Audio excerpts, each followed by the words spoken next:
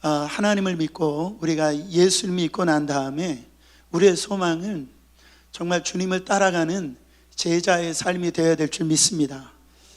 오늘 말씀에 보면 이 세 종류의 주님을 따라가고자 하는 사람들이 나옵니다. 이 세 종류의 사람들의 공통점이 있는데 핑계가 많다라는 거예요.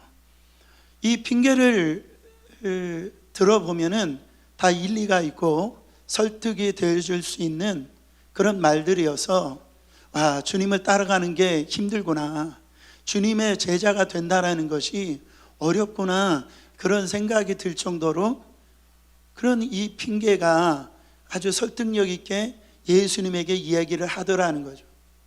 여러분, 우리가 제자라고 얘기를 하면은 무슨 저와 같이 이런 목회자나 아니면 오제 가서 선교를 감당하고 있는 이 선교사님들만 제자인 것처럼 그렇게 생각을 하는데, 오늘 말씀을 들어보면 제자가 누구냐? 예수를 믿고 있는 저와 여러분이 제자라는 거예요. 그래서 주님은 말씀하시는 거예요. 너는 예수 믿기로 결단했니? 예수 크리스찬이라고 너는 지금 결단한 거야? 그러면은 이렇게 살아야 돼. 오늘 주님이 이 제자의 삶을 말씀을 하고 있다라는 거죠. 여러분, 이 세 부류의 사람이 나오지만은 이 반응을 보면 이 두 가지의 핑계 내용으로 요약을 할 수가 있습니다. 먼저 첫 번째 사람, 이 57절에 보면은 예수님이 길을 가시는데 어떤 사람이 예수님에게 나와서 내가 예수님 어디로 가든지 내가 따라가겠습니다.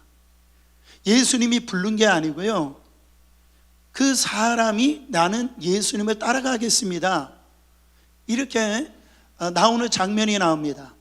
오늘 성경에는 그게 누군지 얘기가 안 나오고 있지만 마태복음 8장 19절에 보면 이 사람이 누구냐면 서기관이라고 나옵니다. 이 서기관이 누구냐면은 이 성경학자예요.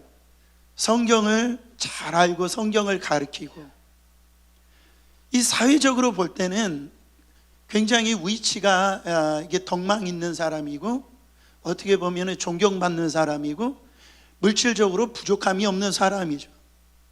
그런 사람이 예수님에게 나왔는데 그러면 얼마나 이 감동적인 거예요. 그런 사람이 나왔으니까.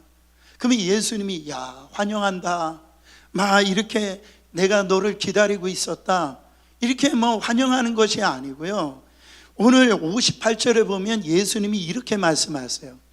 예수께서 가라사대 여우도 굴이 있고 공중의 새도 집이 있으되 인자는 머리 둘 곳이 없도다 하시고, 따르라 말하지 아니하시고요, 이런 이상한 말씀을 하신다라는 거죠.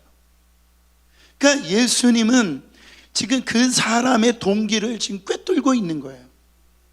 이 동기가 어떤 동기인지 그거를 지금 예수님은 그 패부를 다 보고 계신다라는, 예수님 볼 때 동기가 좋은 동기가 아니에요. 선한 동기가 아니에요. 이 사람 머리에는요, 예수님을 지금 따라가면은 유익이 될지 불이익이 될지 먼저 이 시뮬레이션이 다 끝난 상태로 지금 얘기를 하고 있는 거예요. 여러분, 예수님이 여우도 굴이 있고 날아가는 새도 자기 집이 있는데 뭐라고 말씀하시냐면 나는 한 평도 없다라는, 나는 지금 아파트도 없고 타고 다닐 차도 없다라고 지금 이렇게 말씀하시는데요, 왜 그렇게 말씀하실까요? 지금 나는 이만큼 불쌍한 사람이야, 지금 이 얘기하고 계시는 거예요? 그게 아니에요.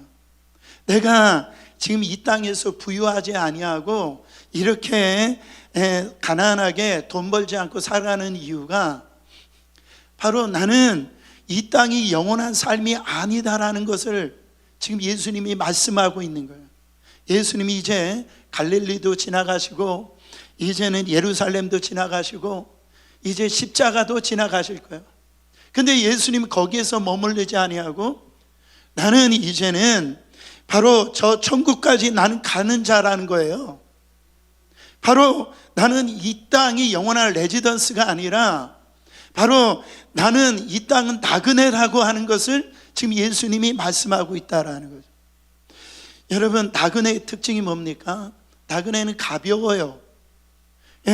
무겁지 않아요. 이것저것 바리바리 챙기지 않단 말이죠. 그래서 움직이는 게 아주 편안하게 최대한 가볍게 그 살아가는 자들이 이 나그네라는 거죠.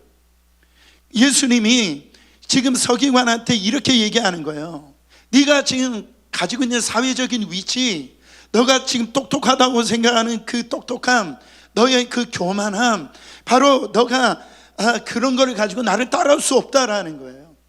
바로 나를 따라오려면은 그거 싹 다 버리고 그래야 나를 따라올 수 있다라고 주님이 말씀하고 있다라는. 예수님은요 지금 그 우회적으로 그 사람 마음을 지금 꿰뚫고 있는 거예요. 그거 가지고는 너는 나를 따라올 수 없다라는 거죠.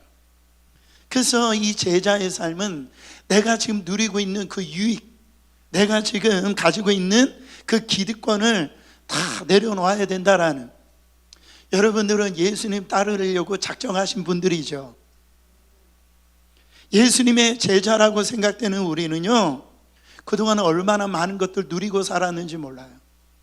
얼마나 많은 것들을 이렇게 쟁취하고 살았는지 몰라요. 그거를 내려놔야 된다라는. 이 말은 나를 따라오려면 대가 지불을 해야 된다라는, 바로 희생할 각오가 되어야 된다라는 거죠. 예수님을 따르려면 너가 가지고 있는 그 자존심, 그거를 상할 각오를 해야 된다라는. 누가 나를 정말 오해하더라도, 나를 욕하더라도 그를 견디고 참을 수 있어야 된다라는. 주일날 쉬고 싶지만은 바로 교회 나와서 예배드리고 정말 하나님 앞에 이 하실 일들을 감당해야 된다라는. 그래야 나를 쫓을 수 있다라고 말씀하고 있습니다. 여러분, 제자가 딱 되어지면은 버려져요. 버리지 말라 그래도 버려지게 되어집니다. 마음이 비워지게 된다라는 거. 제자는 스승을 따라가잖아요. 여러분, 우리의 정말 따라가야 되는 고래 되신 분이 누구십니까? 우리 예수님이에요. 예수님은 정말로 좁은 문 좁은 길에 가셨다고요. 바로 우리가 믿는 예수님은요 특권을 다 내려놓고 바로 자기가 누려야 될 모든 것들을 다 내려놓고 이 땅에 오셨다라는 거죠. 여러분, 지금이야 우리 이제 기독교가 욕을 많이 먹고 이렇게 됐잖아요. 근데 한동안은요 이 기독교가 대단했어요. 이명박 대통령 또 김영삼 대통령을 할 때 여러분 그분이 다 장로님들이시고 그러니까요 국회의원 되어지고 이 어떤 위치에 올라가려고 그러면은 교회 나가야 된다. 여러분, 그래가지고선 사회 그 대단한 분들이 교회에 이렇게 오게 되어졌을 때 그게 기득권이 돼버렸어. 그런 어떤 이렇게 선거에 표 하나 얻으려고 교회에 오는 거를 또 교회가 너무 그거를 갖다가 아주 당연시 여겼단 말이죠. 그래서 과거에는요 장로님들 시키면 도망갔어요. 왜 도망갔느냐? 이 교회가 힘들고 목회자의 어떤 사례비가 없으니까 장로님들이 그거를 이제 모자라는 것을 갖다가 다 자기 돈 같은 거를 채우고요. 또 교회에 또 필요를 다 채우니까 장로님들은 안 하려고 그랬어요. 다 도망가려고 그랬어요. 근데 요즘에는요 어떤 교회는 장로님 되려면 1,000만 원 내야 돼. 권사님 되려면 500만 원 내야 돼. 그러려고 하는데도 줄이 섰다라는 거예요. 서로 되려고. 어느 순간에 여러분 사람들의 그 인정, 어떤 그 위치에 올라가면은요 사람들이 아주 좋게 보니까 그 자리에 올라가려고 하는 거죠. 그러니까 어느 순간에 예수님을 따라가는 것이 희생이 아니라 바로 이 기득권이 되어버렸어요. 네, 우리 주님은요 좁은 문, 좁은 길로 가기 위해서 하늘 보좌를 버리시고요, 이 땅에 인간의 몸을 입고 이 땅에 오셔서 그 말 밥통에서 태어나셨다네요. 그리고 이 땅에 살아가는데 온갖 멸시천대 조롱, 그리고 뭐 사람 같지 않는 사람들에게 매를 맞고요, 그래서 십자가에서 달려 돌아가셨 분이 우리 예수님이시라는. 여러분, 누가복음 9장 24절에 그 예수님께서 정말로 제자들 향해서 이렇게 말씀하셨어요. 또 무리에게 이르시되 아무든지 나를 따라오려거든 자기를 부인하고 날마다 제 십자가를 지고 나를 따를 것이니라. 너 진짜 나를 따라오고 싶어? 제자가 되고 싶어? 이 두 가지가 있어야 된다라는. 첫째가 자기 부인이 있어야 돼요. 셀프 디나이얼이 돼야 된다라는 거예요. 셀프 디나이얼이 뭡니까? 내 욕심, 내 육신이 원한 대로 살지 않는 거, 그거를 부인하는 거예요. 내가 지금 자고 싶은데 매일 새벽에 일찍 일어나서 새벽 예배 나오는 거, 자기 부인이 일어나야 돼. 내가 저 사람 마음 안 들어 싸우고 싶어, 또 욕하고 싶지만은 욕하지 않고 참고 인내하는 거, 그게 자기 부인이에요. 예수님을 따라가는 신앙생활 하는데 내가 할 말 다 하고 내가 하고 싶은 거 다 하면서 주님을 따라가는다? 여러분, 자기 부인이 안 되고 있는 거죠. 두 번째는 뭐라고 말씀하셨어요? 자기 십자가를 지라고 얘기합니다. 여러분, 예수님의 십자가는 대속, 바로 구속의 십자가였어요. 그러면 우리의 십자가는 뭡니까? 하나님이 맡겨주신 사명, 그게 우리의 십자가예요. 여러분, 다 같은 십자가가 아닙니다. 내가 잘못해서 내가 고난받는 거, 그건 십자가가 아니에요. 성경에서 말하는 그 십자가는 뭐냐면 주님 때문에 희생하는 거, 주님 때문에 고통받는 거, 주님 때문에 헌신하는 거, 주님이 나한테 맡겨주신 거, 그것을 십자가라고 얘기해요. 내가 원치 않았지만 태어나 보니까 그런 환경에 처해져 있어요. 그런 부모 가운데 또 어떤 이 환경이 나한테 주어진 거, 바로 그것으로 인해서 고난받는 거, 어려움 당하는 그런 것을 십자가라고 그럽니다. 여러분, 그런 십자가가 우리한테 올 때 어떻게 됩니까? 인내하고 끝까지 그 사명을 감당하는 것이 바로 제자의 삶이라는 거예요. 예수님의 제자가 바로 육체가 원하는 대로, 네가 소망하고 네가 바라고 네가 느낌대로 살면 제자가 아니고요, 하나님께서 주신 그 소망을 따라 정말로 미션에 따라 살아가는 삶이 바로 제자의 삶이라는 겁니다. 여러분, 아까도 말씀드렸지만은 기독교가 정말로 힘이 있어가지고요, 이 권세가 있어가지고 대단해요. 건물도 화려해지고. 여러분, 우리가 그 종교개혁에 일으키기 전에 교황들 보세요. 지금도 교황을 보세요. 얼마나 화려한 옷을 입고 위에는 뭐 면류관 같은 거 이렇게 씌우고요. 참, 우리가 가톨릭을 그렇게 욕해가지고선 종교개혁을 일으켜가지고 이렇게 우리가 신앙생활하고 있는데요, 기독교가 그렇게 되고 있더라는 거예요. 교회는요, 사이즈가 아니에요. 크기가 아닌 거예요. 교회는 은혜로 살아가는 곳이 교회라는 거예요. 그게 신앙생활이라는 거죠. 근데 우리는 자꾸 그런 곳에 우리의 마음을 빼앗긴다라는 거예요. 사도행전 14장 22절에 보니까 이런 말씀이 있습니다. 제자들의 마음을 굳게 하여 이 믿음을 거하라 권하고, 또 우리가 하나님 나라에 들어가려면 많은 환난을 겪어야 할 것이라 하고, 하나님의 나라를 들어가면 영광이 임하잖아요. 정말 세상에서 누릴 수 없는 엄청난 그 기쁨을 누릴 겁니다. 근데요, 정말 너희가 하나님과 함께 영광을 받으려면, 하나님 나라에 들어가려면 뭐를 많이 당해야 된대요? 많은 환난을 당해야 된대요. 여러분, 정말로 성경은요, 초지일관 고난도 함께 받아야 된다라고 말씀하고 있다라는 거죠. 우리가 정말 내 육신의 갈망, 그 목적을 이루기 위해서 하나님을 이용하고 있지 않습니까? 예수님을 이용해 가지고 내 욕심을 채워요. 내 욕망을 채워요. 내 목적을 이루려고 한다고요. 그러나 이게 반대가 되어야 됩니다. 하나님께서 나를 이용하셔서 하나님 나라를 이루어 가야죠. 하나님의 뜻이 이루어져야죠. 근데 우리는 어느 순간에 너무 화려하고, 이분 저와 같은 목사들이요, 너무 그 존경받고 인정받고 막 높임받고 이러는데 너무 익숙해진 거죠. 여러분, 저도 예외가 아니에요. 어느 날 제 사모가 저보고 잘난 척하지 말라고, 교만하지 말라고, 뭐 이렇게, 뭐 잘난 것도 없어요 저는. 뭐 그런데 약간 서운하기도 하지만 제 안에 그런 마음이 솔직하게 없는 게 아니더라고요.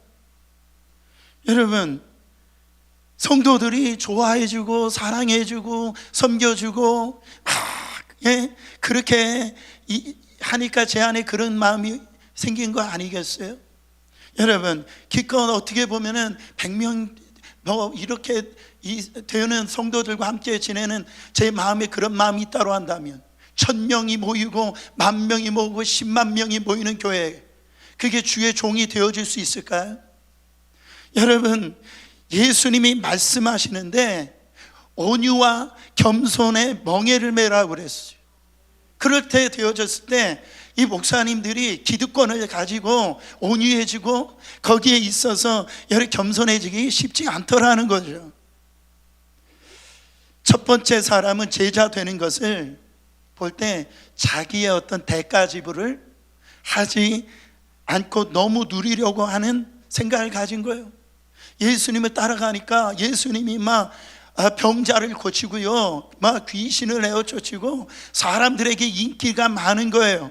그래서 이 서기관은 예수님을 따라가면은 나도 바로 저런 어떤 인정받고 뭔가 대단하게 나가 이렇게 되어질 수 있겠구나, 그런 마음으로 그렇게 쉽게 생각하고 예수님을 따라간다라고 얘기했다라는 거죠. 그리고 두 번째, 세 번째 사람들은 반대입니다. 첫 번째 사람은 자기가 예수님을 따라가겠다라고 얘기했다고 한다면, 두 번째, 세 번째 사람은 예수님이 나를 따라오라고 그랬어요. 나를 쫓으라고 그랬어요. 근데 여러분, 여기에서 이 두 사람들이 이 핑계를 댑니다. 주님은 나를 따르라고 했는데 이 사람들의 이 핑계가 나오는데, 여러분 59절 말씀 보세요. 또 다른 사람에게 나를 쫓으라 하시니 그가 가로되 나로 먼저 가서 내 부친을 장사하게 허락하옵소서. 너 나를 따라와. 그랬더니 이 사람이요, 그럴듯한 핑계를 대면서 내 아버지 장사를 허락해 달라라고 그렇게 장례를 치르고 오겠다라는 거예요. 또한 세 번째 사람은 61절에 뭐라고 핑계대냐면, 또 다른 사람이 가로되 주여 내가 주를 쫓겠나이다마는 나로 먼저 내 가족을 작별케 허락하소서. 나를 따라오랬더니 바로 예수님, 내가 따라가긴 하겠는데 먼저 가족하고 빠이하고 인사 먼저 하고 그리고 주님을 따라가겠습니다, 이렇게 얘기하는. 여러분, 이 말씀만 들어보면은 우리가 참 오해하기 딱 좋을 말씀이죠. 그렇잖아요? 이거를 말씀을 잘못 해석하면은 예수님은 이 가족 바로 장례하는 것조차, 이 부모 공경하는 것조차도 싫어하고 그거 다 내팽개치고 나를 따르라 하는구나, 그렇게 얘기할 수 있잖아요. 그리고 가족들 먼저 빠이 인사하는 것조차 허락하지 않으면 모렴치란 분이 우리 주님인 것처럼 그렇게 해석할 수가 있다라는. 근데 지금 이 두 번째 사람은 내 아버지를 장례를 하고 내가 당신을 따르겠습니다 하는 이 표현이 뭡니까? 이 아버지가 지금 돌아가셨어요? 안 돌아가셨어요? 안 돌아가셨어요. 이 표현은 뭡니까? 아버지가 지금 살아있는데 아버지가 돌아가신다는 표현은 뭐냐면 내가 아버지 유산 받고 난 이후에 내가 당신을 쫓아가겠습니다, 이 얘기하는 거예요. 그러니까 아버지가 언제 돌아가실 줄 알아요? 그 유산 언제 받을 줄 알아요? 그렇잖아요. 이 말은 뭐예요? 안 따라가겠다는 소리죠. 여러분, 지금 예수님이 불렀는데 우리 딸 아들 대학 졸업할 때까지만 제가 주의 사역 미루겠습니다. 그리고 주님을 따르는데 제가 2년만 있으면 제가 은퇴합니다. 은퇴하고 난 다음에 내가 주님 따르겠습니다. 사업 비즈니스 할 때요, 요 문제만 하고 해결되면 제가 선교 가겠습니다. 여러분, 정말 핑계를 대는 거예요. 언제 아버지 돌아가실지 몰라요. 언제 이 사업이 잘 될지 몰라요. 내가 은퇴 내일 할 수도 있어요. 여러분, 우리의 삶은 여러분 안정된 삶이 아니라는 거죠. 그런데 이 사람이 어떻게 보면 은혜 받긴 받았는데 예수님을 따라가는 게 가려고 하는 어떤 마음이 없지 않아 있긴 하지만 자기 안에 버리지 못하고 놓지 못하는 뭐가 있어요? 미련이 있는 거예요. 지금 미련이 있는 거예요. 예수님이 그 안에 그거를 딱 캐치하신 거예요. 거기 가족 인사하고 오겠다라는 사람도 예수님께서 말렸잖아요.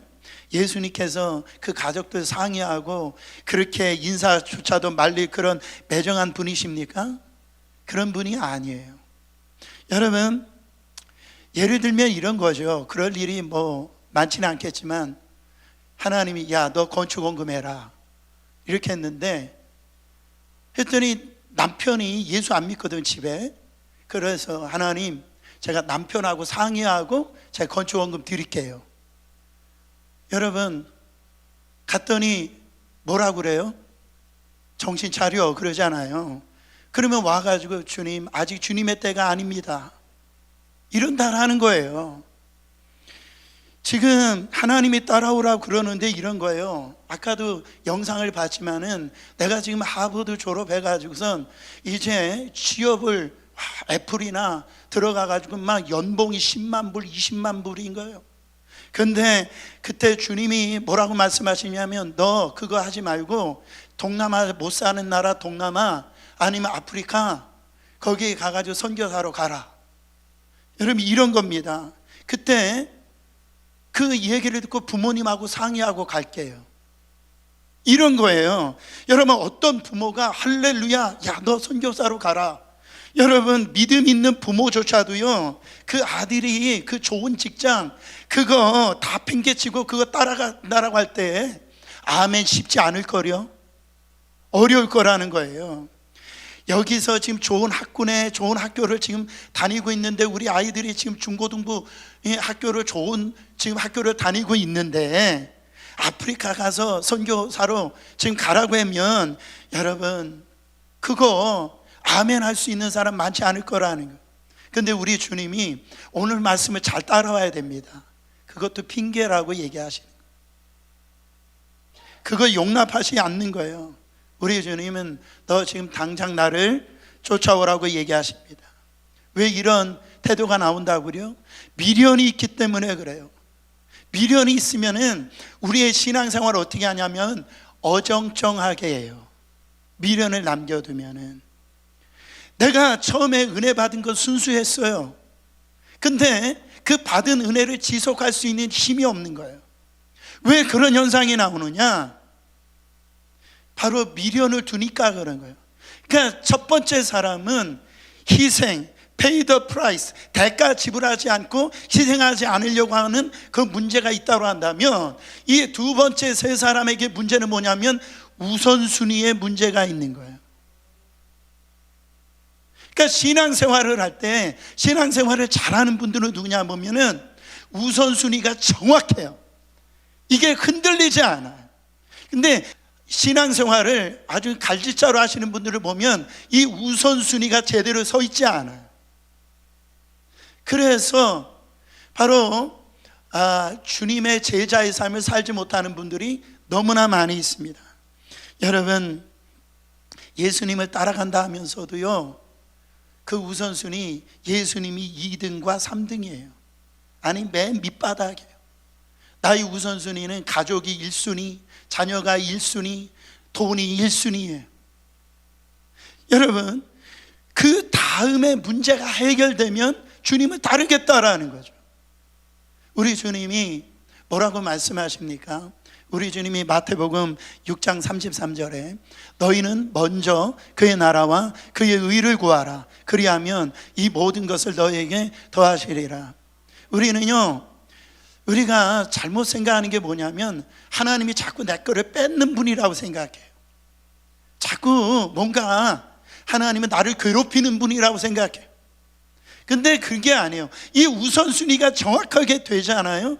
내가 너 필요한 것 내가 다 책임져 주신다라는, 이 어떤 하나님의 그 역사, 그 하나님의 이 행하시는 일들을 우리가 경험하지 못하는 건 뭐냐면 이 부분이 희미해지기 때문에 우리가 신앙생활 하면서도 제자로서의 삶을 살아가지 못하다라는 거죠. 여러분, 오늘 우리의 삶이나 생각 속에 이 하나님보다 먼저 앞세우는 것이 있지 않습니까? 바로 내 사정이 다급하다는 것 때문에 지금 주님이 뒷전에 머물러 있지는 않아요. 사실 우리가 그렇게 살아가고 있어요. 내 삶이 먼저예요. 내 사정이 먼저라는 거예요. 하나님보다도 내가 먼저예요. 하나님은 우리에게 무엇보다도 하나님이 먼저 되시길 원하십니다. 이것만큼은 포기하지 않으세요. 제가 미국에 왔더니 레이디 퍼스트라는 단어를 쓰더라고요. 레이디 퍼스트. 그게 얼마나 좋은지 몰라요. 여러분, 얼마나 교養 있어 보여요. 그러니까 먼저 이 약한 여자를 이렇게 배려해 준다는 레이디 퍼스트. 우리의 신앙은요, God first가 돼야 돼. God first가 돼야 돼요. 여러분, 사실 모든 여건과 환경과 이 감정이 하나님을 이 일을 하고 싶은 그 여건, 환경, 감정에 대해서 하나님이 이 일을 감당하는 사람이 누가 있어요? 여러분, 그런 속에서 완벽한 구축된 상태에서 예수님을 따라가는 사람이 누가 있냐라. 여러분, 저도요 말씀을 전하는데요, 제가 늘 언제나 완벽하고 어떤 감정적으로도 그렇고 저희 어떤 육신적으로 완벽해가지고 하나님 말씀 증거하는 게 아닙니다. 하나님이 주신 이것이 하나님이 저에게 허락하신 사명이기 때문에 이 말씀을 준비하고 저를 갖다가 그거를 그 마음을 정리를 하는 거예요. 왜? 제가 전하는 말씀이 성도들에게 독이 되면 안 되잖아요. 하나님의 복이 돼야죠. 그렇다고 해서 주의 일을 감당하지 못한다라고 하는 것은 될 수 없는 일 아닙니까? 마찬가지예요. 여러분, 하나님 앞에 순종하지 않고 핑계대는 것이 무엇인지 한번 생각해 보세요. 바로 수많은 사람들이요, 가족 핑계를 댑니다. 자녀 핑계를 대요. 그 말은 뭐냐면 우선순위가 가족인 거예요. 자녀인 거예요. 이거를 제가 이분법적으로 얘기하는 게 아닙니다. 하나님 안에 가족이 다 있는 거예요. 하나님 안에 이 자녀가 있는 거예요.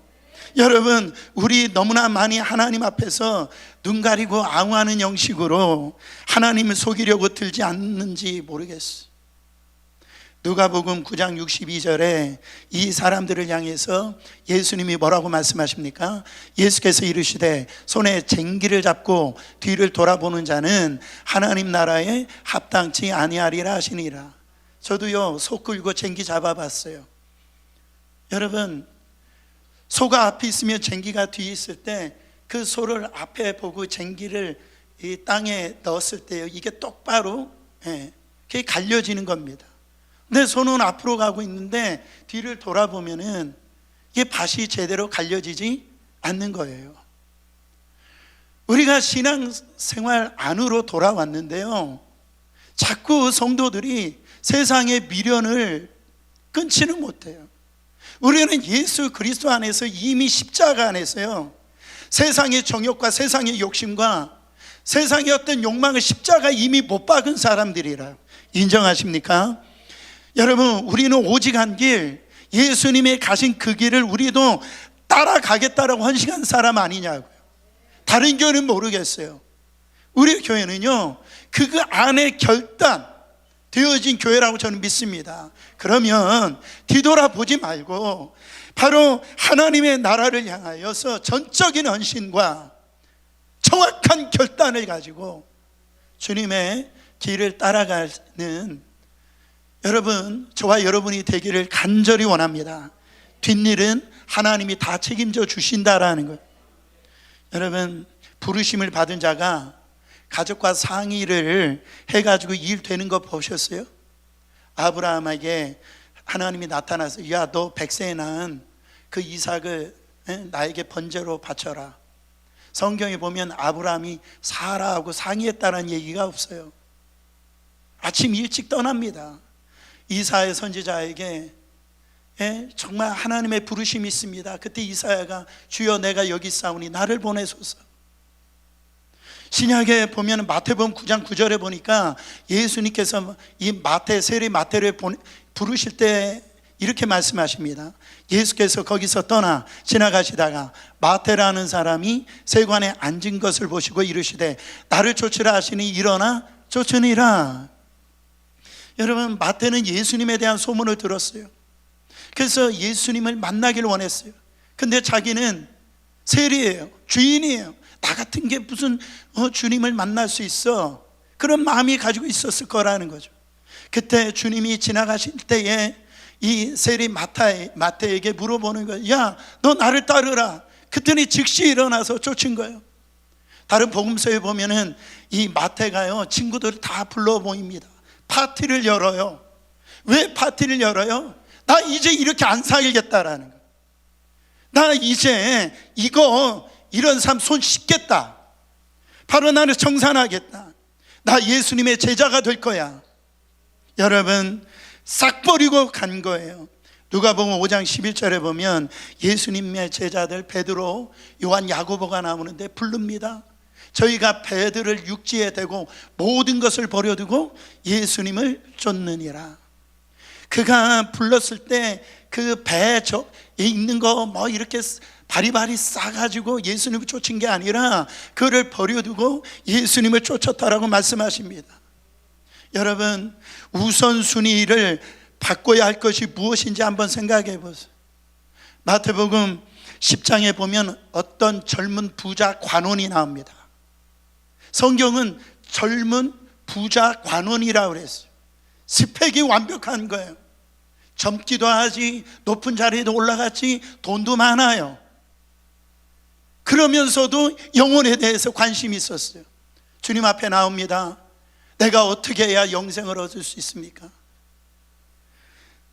어떻게 해야 내가 당신을 따라갈 수 있습니까? 그랬더니 주님이 뭐라고 말씀해? 너 율법을 지켜야 돼. 그러니까 이 젊은 관원이 대단하게 나 어렸을 때부터 율법 다 지켰다라는 거예요.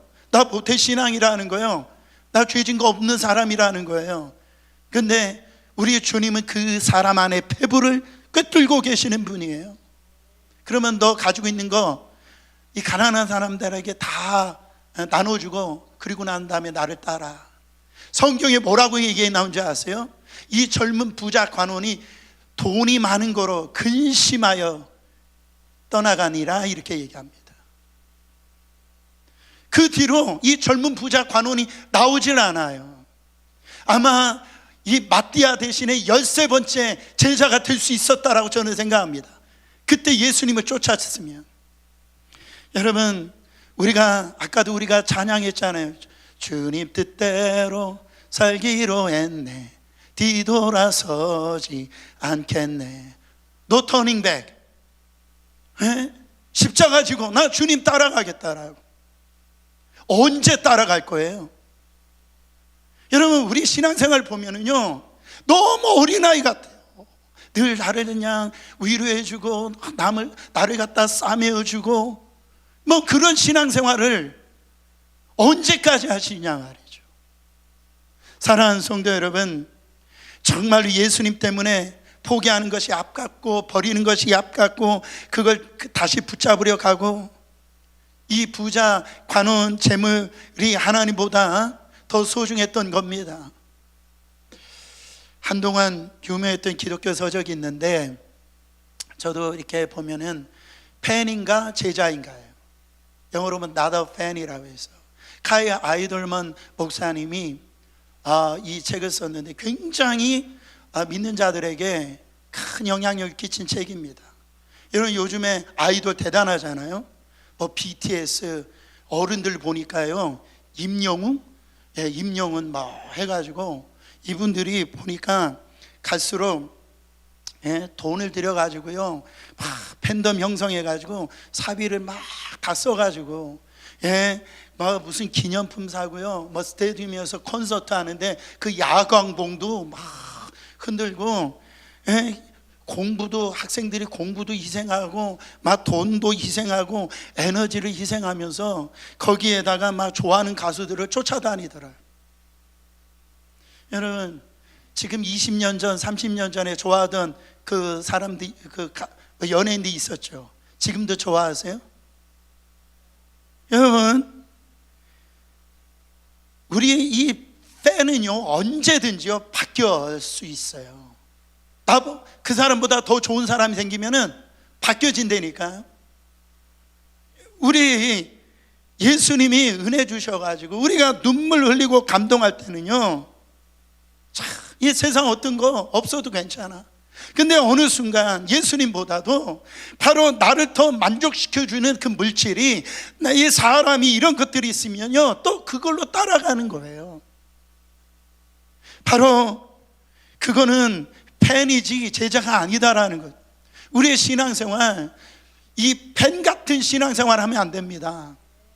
바로 내가 힘이 들든지 힘이 들지 않든지 상황이 어떻든지 나는요, 지금 내 감정과 상관없이 하나님, 바로 그분을 갖다가 나의 삶의 그 목표로 삼고 따라가는 사람이 제자라는 것입니다. 우리 다 예수 믿기로 따라하는 결단한 사람 아닙니까? 예수님은 나의 주, 정말 나의 주님으로 모신 사람들 아니냐라는 거예요. 우리 첫 번째 사람 핑계 대지 말고 대가 지불해야 된다라는 거예요. 희생하면서 살아야 된다라는 거예요. 두 번째, 우선순위 분명한 삶을 살아야 된다라는 거죠. 그게 아니면, 그게 안 되면 다 핑계 될 수 있다라는 거예요. 어떤 부흥 강사님이 그러더라고요. 핑계를 가지고 잘된 사람은 김건모밖에 없대요. 여러분, 목사는요, 우리가 핑계를 대요. 목사를 속일 수 있어요. 옆에 있는 사람 속일 수 있어요. 그러나 우리 말하는 거 들어보세요. 하나님을 못 속여요. 네 안에, 폐부 안에 있는 너 욕심이 있잖아, 너 자존심이 있잖아, 세상 좋아하는 거 그거 못 버리고 있는 거 아니야. 그러면서 왜 주님을 못 따른다라고 자꾸 변명하냐는 거죠. 우리는요, 그냥 놔두면 딜포트, 그가 지옥이에요. 우리는 초기 값이 지옥이라고요.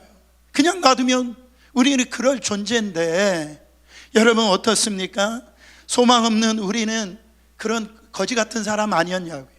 제가 맨하탄에서 여기 이제 퀸즈까지 서브웨이 타고 이렇게 오는데요, 사람이 많지는 않았어요. 근데 두 사람이 타는데 홈레스인 것 같아요. 냄새가 얼마나 막, 제 옆에 앉아 목사가 일어날 수도 없잖아요. 너무 막 속된 말로 구역질이 나는 거예요. 막 그냥 냄새가 그 안에 막 진동하는데요, 이거는 이런 냄새가 다른 데서 맡아볼 수가 없어요. 근데 감사하게도 그 다음 정거장에서 내리더라고요. 아니 근데 제가 오면서 어떤 느낌이 들었냐면은, 죄의 냄새가 얼마나 지독할까. 우리가 지금 있는 이 죄, 주님이 십자가에서 죽지 안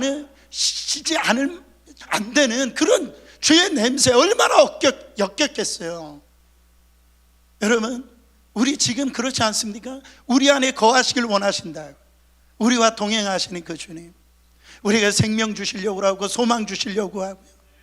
그래서 우리가 하나님의 자녀가 되어지고 전국의 백성 유업을 이을 자가 되었다고 한다면 여러분, 우리 어떻게 사셔야 되냐는 거예요. 제가 사진 하나만 보여주고 말씀 마치겠습니다. 여러분, 이게 뭔지 아세요? 이게 이 피카소가 그린 그림입니다. 이 그림 이름이 황소머리예요.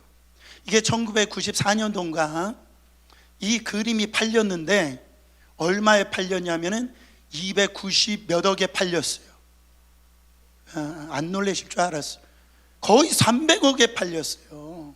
근데 이 재료는요 1불도 안 돼요. 어느 날 피카소가요 쓰레기장 가다 보니까 이 폐 처리되어진 자전거를 거가 있는 거예요. 그래서 이 피카소가 그걸 가지고 와가지고 자전거 안장을 저기다 올려놓고 이 운전대를 거꾸로 거기다 붙여놓은 거예요. 붙여놓고 저거를 갖다 그림을 그려서 팔았더니 얼마? 290억, 300억이 돼버린 거죠. 여러분, 누구의 손에 이렇게 붙들려 있느냐에 따라서 그 어떤 작품의 값어치가 다른 거예요. 여러분 보세요. 우리가 얼마나 연약하고 얼마나 부족합니까? 근데 하나님께서 예수님의 그 값으로 우리를 핏값으로 살려주셨을 뿐만 아니라 이제 너는 내일을 위해서 이 땅의 나라가 아니라 하나님의 나라를 위해서 내가 너를 사용하길 원한다라는 거, 존귀하게 가치 있게 사용되길 원한다라는 거예요. 이 부르심 앞에 여러분, 우리 그의 길, 좁은 길이라 할지라도, 좁은 문이라 할지라도 여러분 신실하게 저와 여러분이 걸어갔으면 좋겠습니다. 그래서 주님 앞에 설 텐데 저보다 먼저 가실 분도 있고 제가 먼저 갈 수도 있죠. 그러나 그 앞에 섰을 때 정말 내가 주님 잘 따라가는 제자로서의 삶을 살았다라고 그 앞에 서시는 여러분 되시기를 예수 그리스도 이름으로 축원합니다.